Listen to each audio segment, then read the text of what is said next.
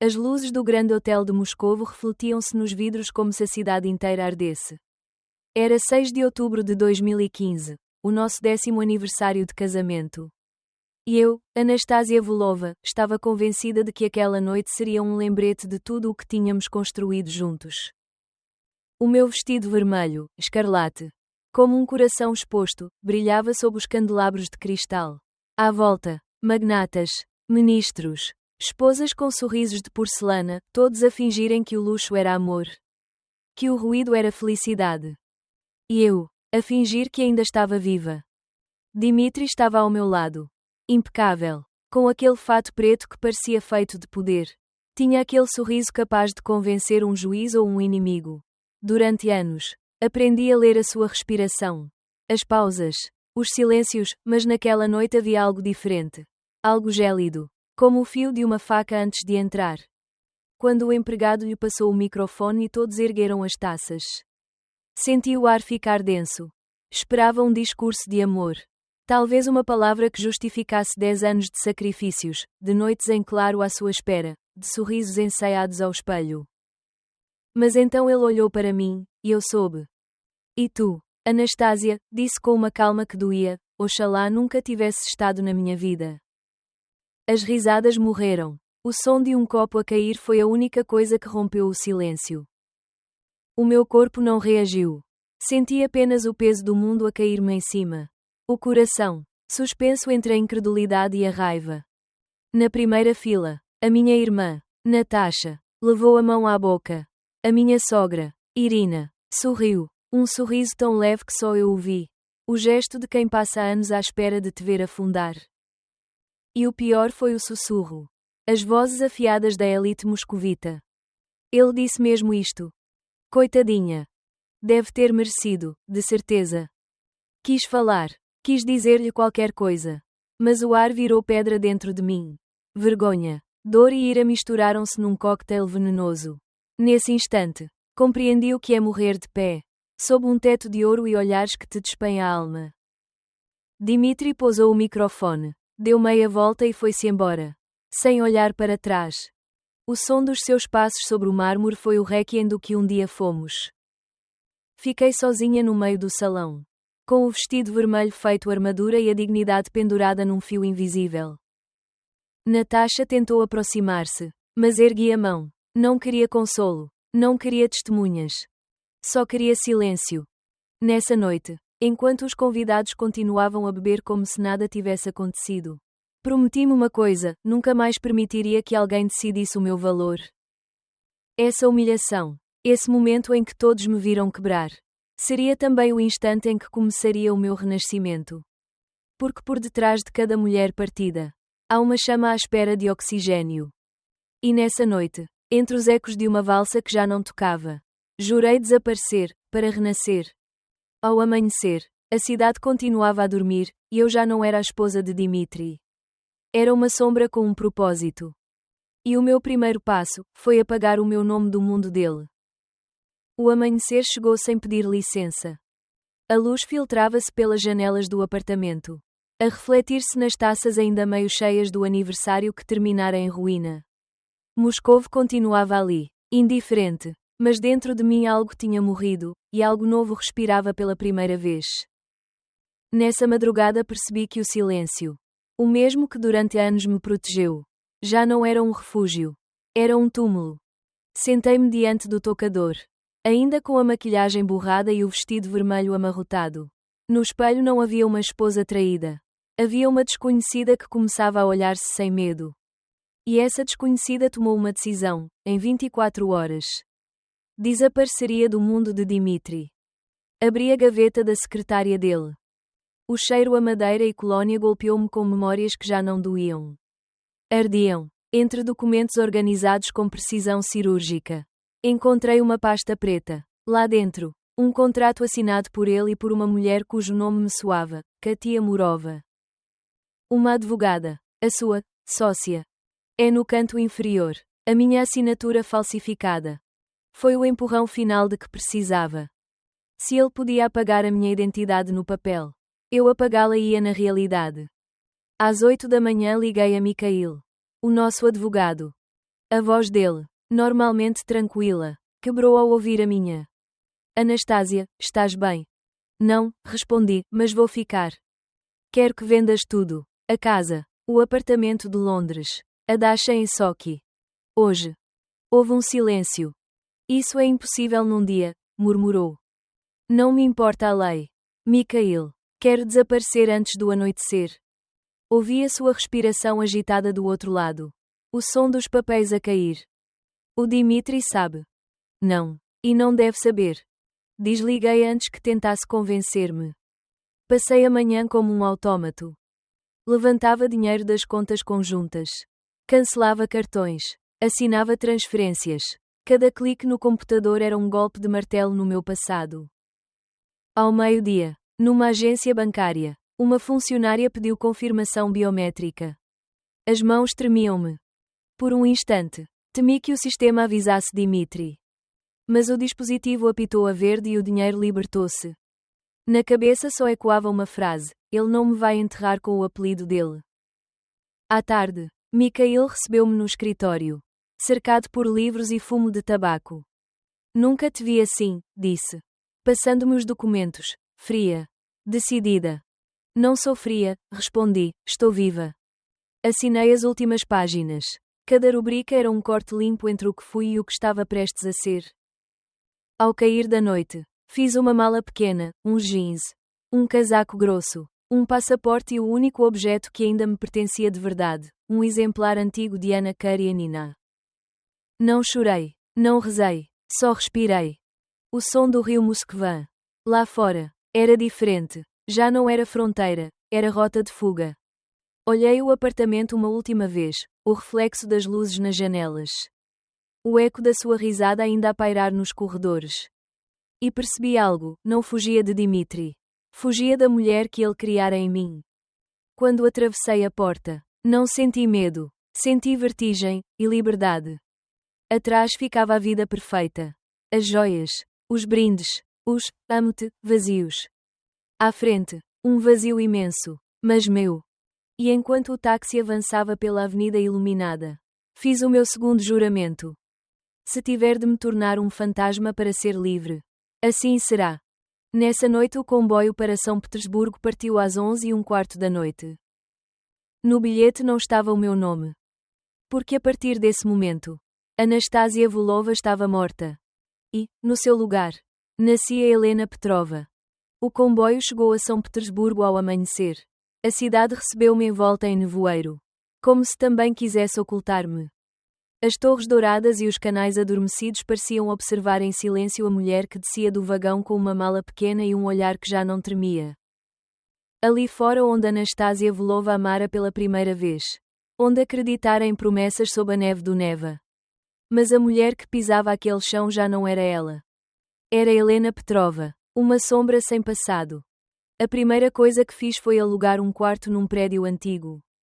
Paredes úmidas e escadas que rangiam. A senhoria, uma viúva de olhos cansados. Não fez perguntas, o dinheiro vivo é uma língua universal. Nessa noite, olhei-me ao espelho da casa de banho e abri a caixa de tinta loira.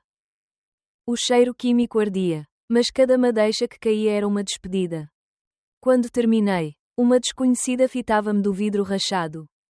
Cabelo claro, uns óculos redondos, pele mais pálida, e um olhar diferente. Frio, quase sereno. Helena tinha nascido. E com ela, o medo. Durante semanas trabalhei como tradutora freelance. Escondida entre livros e ecrãs.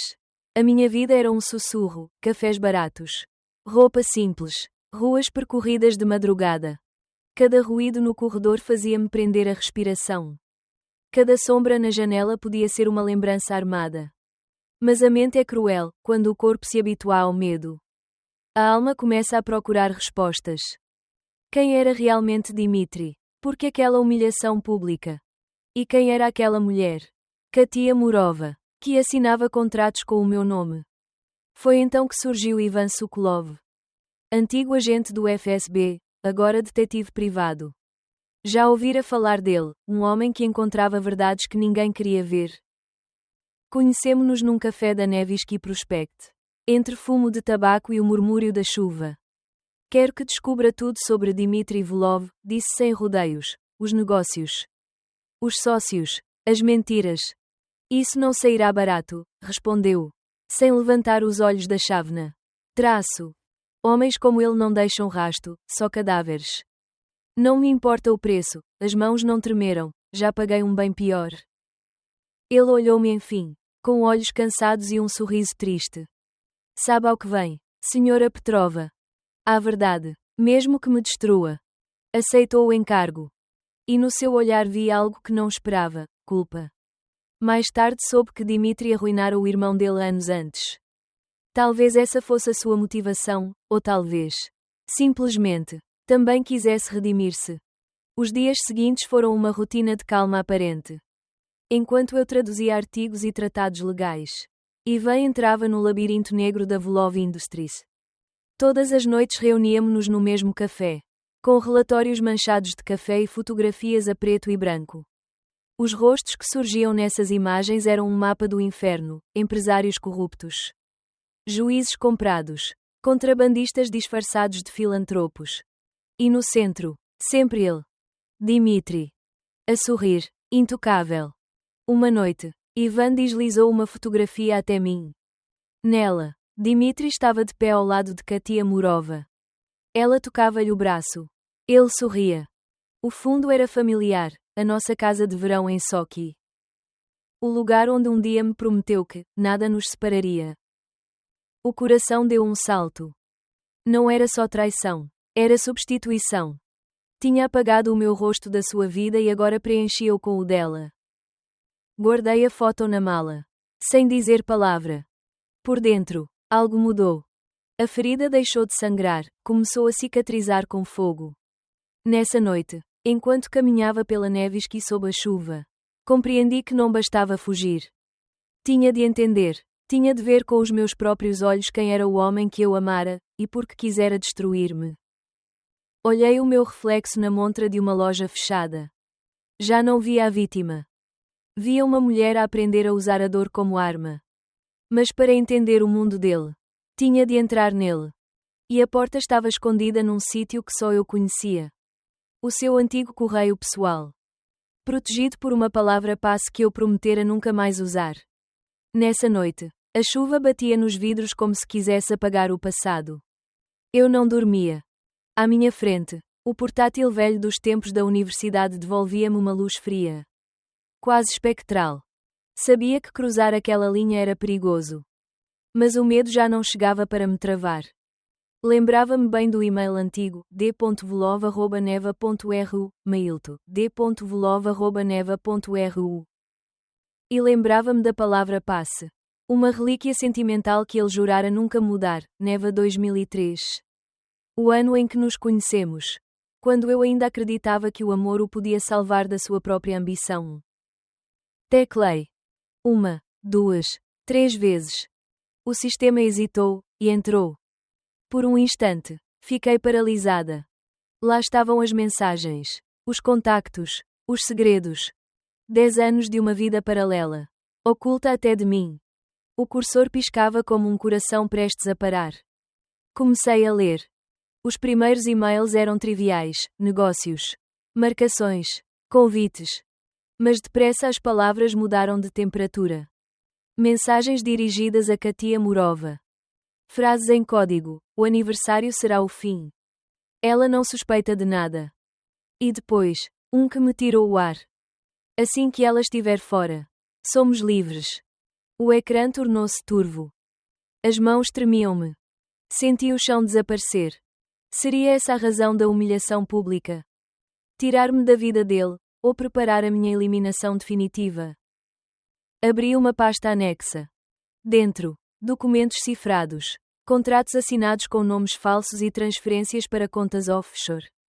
Entre eles, um ficheiro intitulado Projeto AV. As minhas iniciais.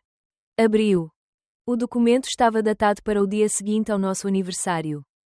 E na primeira linha, um murro na alma. Acidente planeado. Pagamento confirmado. Entrega, discreta. Um contrato de morte. A minha morte. O ar tornou-se irrespirável. As letras misturavam-se com as lágrimas. Por um segundo, todo o ruído do mundo desapareceu. Ficou apenas o zumbido do computador. O eco da voz dele na minha cabeça. Oxalá nunca tivesse estado na minha vida. Quis fechar o portátil, mas uma parte de mim não conseguiu. Tinha de continuar a olhar o abismo. Nos metadados do ficheiro encontrei o nome do intermediário. Sergei Durov, ex-militar tornado mercenário. E algo pior, o IP mostrava atividade recente. Nessa mesma semana. A minha execução continuava em marcha. O coração batia tão forte que achei que se ouviria da rua. Fechei o computador e apaguei todas as luzes. No escuro, compreendi que a fuga não bastara. Ele ainda me procurava. E agora tinha motivo, calar-me para sempre. Essa noite não dormi. Pensei nos anos partilhados, na promessa de proteção que se transformara em sentença. O homem que um dia me jurou amor eterno assinara o meu fim com a própria mão. E o mais devastador não era o ódio. Era saber que o amara o suficiente para compreender por que o fazia. O poder devorara-o. E eu era apenas uma peça sacrificável no tabuleiro. Ao amanhecer, o primeiro raio de luz caiu sobre o meu Ana Karenina, aberto na mesa. A frase que li pareceu escrita para mim. Tudo o que era a sua felicidade tornou-se a sua tortura. Então soube o que devia fazer. Não bastava esconder-me. Tinha de sobreviver, e expô-lo. Arrumei o essencial e apanhei um comboio para o fim do mundo. Lá, entre o gelo e o silêncio, aprenderia a desaparecer de verdade. É sobretudo, a tornar-me a caçadora. O comboio demorou 3 dias a chegar. Para lá dos Urais, a Sibéria parecia um mundo sem relógios. O céu era um metal baço. E o ar, tão frio, doía a cada inspiração. Quando desci na pequena estação de madeira, só um cão e um velho me viram passar. O silêncio era tão absoluto que conseguia ouvir o meu medo a respirar atrás de mim. Instalei-me numa cabana alugada a dinheiro, junto a um pinhal. Uma cama, um fogão velho e um espelho embaciado. Não havia eletricidade constante, nem ligação. Só o estalar da lenha a arder e o vento a bater nas janelas. Nos primeiros dias, não falei com ninguém. Cozinhava, lia e via o gelo apoderar-se de tudo o que era vivo. Repetia uma frase como um mantra. Se o gelo não me matar, há de tornar-me mais forte. Ao 6º dia, Ivan voltou a aparecer. A voz chegava pelo telefone satélite, distorcida pela estática. Volov julga-te morta, disse, e a Katia está no comando. Mas mexe-se algo grande. Quão grande? Perguntei. O suficiente para te arrastar se não aprenderes a defender-te. Foi a primeira vez que ele se ofereceu para me treinar. Não com armas, mas com instinto. Ensinou-me, à distância, a ler o entorno, pegadas na neve. O som de um motor longe. O silêncio que precede o perigo. Observa, respira, desaparece, repetia todas as noites. Entre interferências. Mas uma coisa é ouvir. Outra é sobreviver. Uma tarde, enquanto apanhava lenha, levantou-se uma ventania sem aviso. O vento arrancou-me o cachecol. O frio mordia os dedos. E o bosque virou um labirinto branco. Corri sem rumo até cair. A neve engoliu meu corpo e, por um instante, senti a tentação de me deixar ir. Não havia dor, só um silêncio imenso. Um silêncio igual ao que senti naquela noite no hotel, quando Dmitri me matou sem tocar. Mas não. Não desta vez. Com as últimas forças, arrastei-me até a uma rocha e risquei um fósforo. A chama tremeu, como se também tivesse medo. Mas resistiu. E nessa pequena luz percebi algo. Não era a primeira vez que morria, mas seria a primeira em que renascer à minha maneira. O inverno seguiu o seu curso. As mãos endureceram. Os olhos aprenderam a distinguir sombras. Numa manhã, ouvi passos fora da cabana. Pegada recente. Um homem desconhecido, sobretudo militar, a observar-me desde o bosque. Peguei na velha faca de cozinha e saí sem pensar. O medo virou impulso. A lâmina cortou o ar. O homem fugiu, deixando uma gota de sangue na neve. O meu primeiro sangue. Não dele, meu. O fio ferira-me a palma. E o sangue morno misturava-se com o gelo. Não era violência, era nascimento. Nessa noite, Enquanto tratava a ferida, olhei para as mãos e sorri pela primeira vez em meses. Já não eram as mãos de uma vítima. Eram as de alguém que aprendera a sobreviver até contra a morte. Deixei uma mensagem a Ivan. Já não temo o frio. Então estás pronta, respondeu. Pronta para quê? Para voltar a Moscovo. O jogo vai terminar. Nessa mesma noite, fiz a mala e deixei a cabana para trás. No reflexo da janela do comboio, não vi Helena Petrova nem Anastasia Volova. Vi alguém novo. A mulher que regressava para fechar o círculo. Voltar a Moscovo depois da Sibéria foi como entrar num pesadelo gelado. As ruas eram as mesmas. As luzes também. Mas eu já não era a mulher que caminhara nelas. O medo continuava ali, mas eu aprendera a conviver com ele como quem convive com uma cicatriz.